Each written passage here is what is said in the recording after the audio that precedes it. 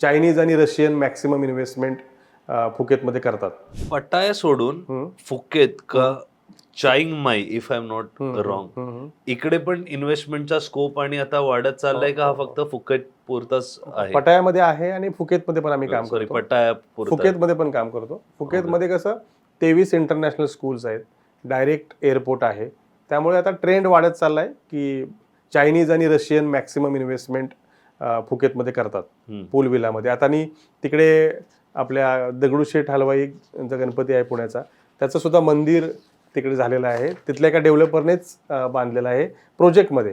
So त्यामुळे मराठी लोकांचा तिकडे जाण्याचा कल वाढलाय. आपलं जे हॉटेल पेशवा आहे, जे दुबईमध्ये आहे, पटायामध्ये सुद्धा आहे, ते सुद्धा तिथे झालेलं आहे.